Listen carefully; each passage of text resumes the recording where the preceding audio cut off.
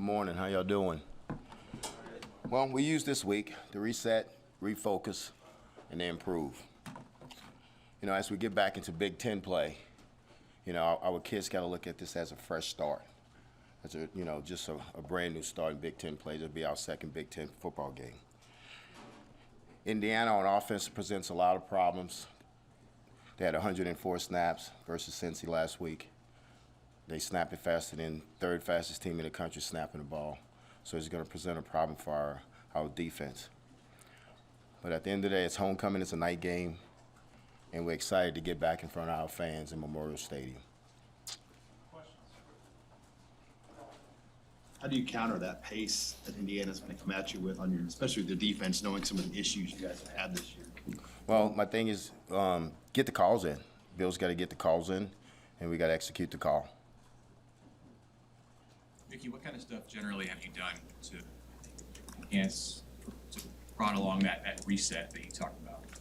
Well, we gave them off. We gave them off Thursday, Friday, Saturday, brought them back Sunday. So give them time to let their body heal, let them get away from football, let them get with their families. So that's the things we did this past weekend. Kevin Williams wasn't on the two deep. Is there an update on him? And just sort of, how do you feel about your O-line setup right now, and maybe Piper having a bigger role? Yeah, Piper will start at up left guard. Kevin will be out. He had surgery at high ankle sprain, so he had surgery, so he'll be out maybe 2 to 3 weeks, 2 to 3 more weeks. But, you know, at the end of the day, the ball's going to kick off Saturday, so we got to get our best 5 on the field. But Piper will start at left guard.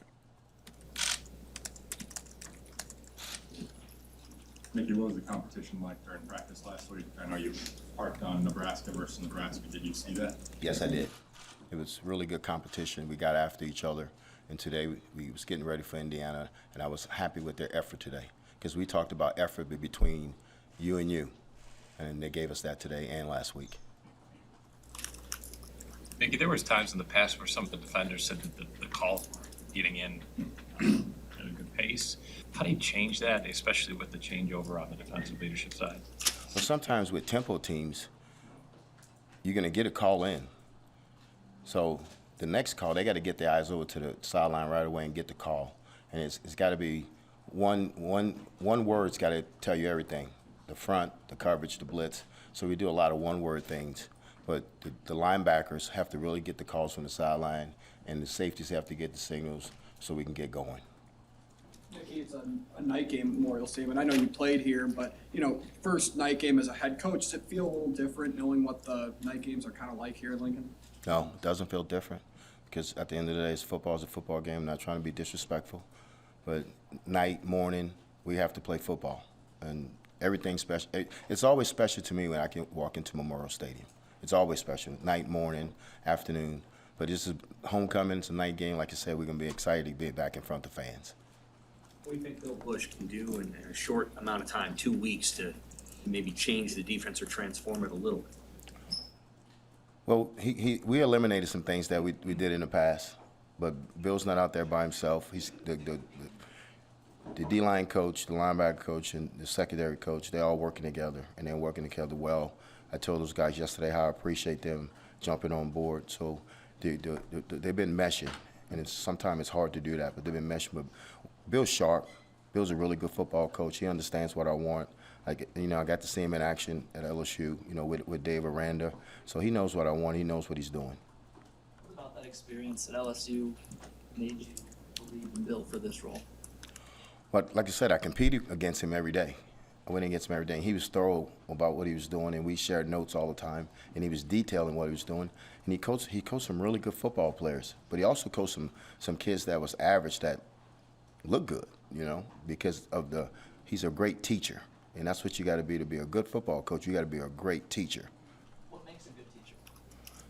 Detailing things, knowing how the kid learns.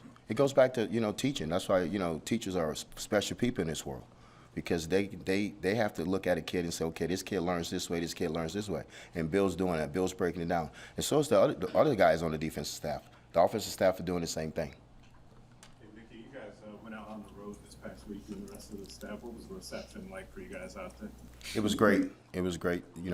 Everybody still loves Nebraska. All our commitments are still in. We had one decommit, but we can understand that. But everybody, the reception was great with all the coaches. Thank you. It's only been 16 days, I think you've been the interim, but have things slowed down for you? Is there a comfort level that you feel like you've achieved to a certain degree? I think coming back from New Orleans, it slowed down for me because I got to get out on the road as the head coach. I got to have an off week as the head coach. You know, thrown into the fire the first week, that's okay. That happens. That happens. And you just got to bow your neck and get going. But except it has, it slowed down for me, and I had to do that. I had to sit back and just think about things and slow it down myself, and I did that.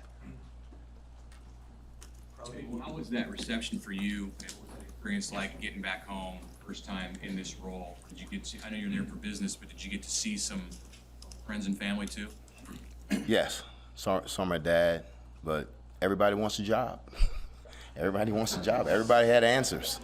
So, you know, it was good to see old friends. It was good to see old coaches, but everybody had all the answers and everybody wanted jobs. So, straight, typical New Orleans. How do you feel about your running backs, Mickey? I mean, you mentioned the A.J. Allen injury last week, but Gabe Irvin stepping into a bigger role. What do you feel about that group now going forward? Well, you know how we feel about A.G. Grant's a really good player and real confident in Gabe. Gabe ran the ball well at the end of the game against OU. Let me tell you about Gabe. Gabe's a high-character kid. When things didn't go his way, he didn't sit on the sideline and pout. He bowed his neck. He waited until he got his opportunity, and he took advantage of it. So we have a lot of confidence in Gabe. Mickey, what's been the most difficult part about taking over as interim coach so far? Just learning, you know, thanks to Andrew and my crew over there, and just learning everything, just kind of taking everything in. It's a lot to do. Like, I don't really enjoy this, you know. I really don't, to tell you the truth. I'm not that type of dude that want to be in front of the cameras all the time, but that's what the job brings. So I have to do it, but I got to depend on my guys, you know, Keith and everybody, and Matt to help me with this, and I'm always open. The people that help me the most are the players, because they're bought in and no resistance. They're bought into what we're trying to do. But it wasn't easy. It's not easy. You mentioned last week about over the course of the week there'd be some younger guys who surfaced. Are there some guys you would even feel comfortable mentioning who you think are on the cusp of helping you that haven't been in main roles yet? Or how do you feel that's happening as far as depth with the younger guys? Well, we got some younger guys that we want to look at. You know, Malcolm's one of them. Malcolm's going to play some corner. Gold's going to play some safety. We're trying to find our best 11 guys and get them on the field. And, you know, so we got to find those guys. And so we're going to go through those young kids and see if they can get it done. And if they can get it done, we'll give them some reps on Saturday. But they've been great today and last week. They've been great. What's your message to young guys, like in their first year of college football in the portal era, to stay with it, you know, to stay patient? What do you tell those guys? Well, you got to keep encouraging them, and you got to let them know when their time comes that they got to be ready to go. And then you got to put them in the game. And that's what we're going to do. We got to put them in the game and see what they can do. But you're right. You have to recruit. You have to recruit your team right now with the portal.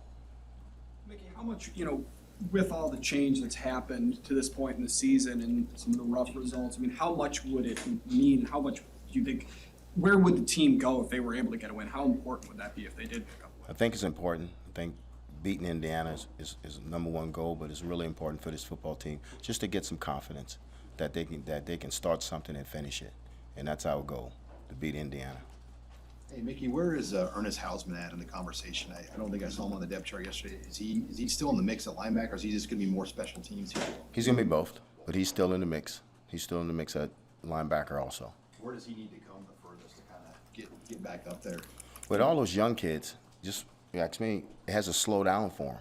It has a slow down in their head. You know, this game is a fast game compared to Friday nights. Saturday afternoons and Saturday nights are really fast. So he had to slow down for him. But he's an intelligent kid. He's a really good athlete. And he just got to keep developing. But he's always going to be in the mix. What are you doing to prepare your team for the Temple of Indiana this week? Working with the scout team, getting them lining up quick and having the guys recognize the formation and then snap the ball. But the thing, recognize the formation, get your feet in the ground, and then let's go. Let's play football. I think Casey turns 24 next week. I don't want to load this question up too much, but how much does it help your nerves to have a veteran guy at that position? Casey's 24? Man, I've been knowing Casey for since he's a baby. But it's good. It's good. It's a veteran. I mean, it was back in the old Nebraska days when you had all those fifth-year seniors out there and everybody was 24 years old. So that's okay because it's no rush to get out there in the war. I know in the NFL says, oh, we want them to be young. But usually those young kids going there, they're not mature enough. But I didn't know Casey was going to be 24. I thought he was younger than that. But it's good to have a veteran quarterback at 24. That's old. Mickey, how have you seen the defensive guys respond to Bill Bush's coaching style and some changes that were made as well? Have they been receptive, and how are they kind of reacting to some of those? They've been receptive because we talked to them about Sunday, about team unity, about being one, and everybody to do their job. But they've been very receptive with what's going on. Like I said, the kids been great. The kids have bought in. They've been great. With everything that they've been through, they've been great. They haven't blanked. They're moving forward. How much more in the last month communication have you had with Trev, and how much is he a sounding board for when you want to vent? Well, we talk, just the normal talk like before I took this job. We meet on Sundays, but we don't talk every day. I talk to my brothers every day. I don't talk to people every day. Mickey, the offense took a step back in the last game. What do you want to see over the next 5 days before the get back rolling there?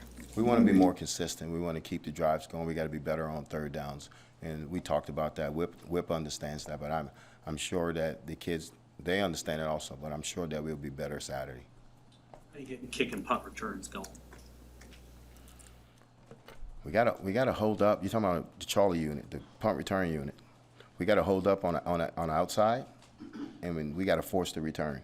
We got to force the return. We're looking for one of those special teams to make a big play this week. We need one of them to make a big play, and we challenged them with that.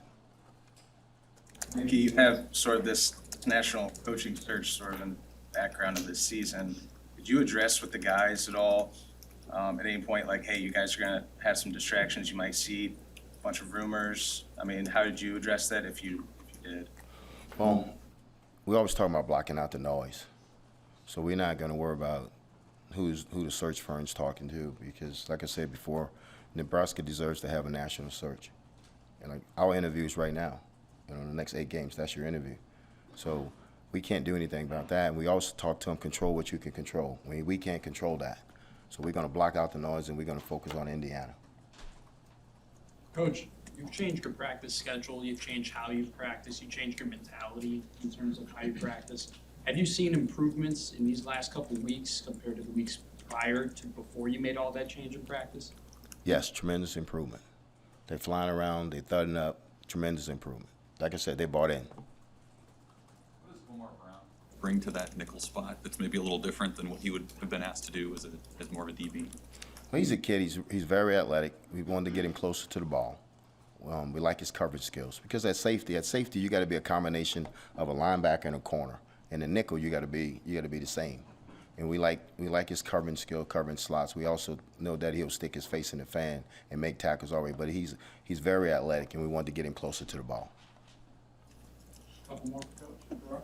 Coach, what'd you do Saturday? Did you watch some college football? And did anything stand out from where you watched? I watched college football. No, I was recruiting. I was at a 9 o'clock practice. Then I went to a 2 o'clock game. Then I went to a 6 o'clock game. I don't have time to watch other guys play. I didn't even watch my brother play. I don't even know if I didn't find out they lost until Monday morning talking to him. I'm focusing on what's going on at Nebraska. I don't really have time to watch games like that.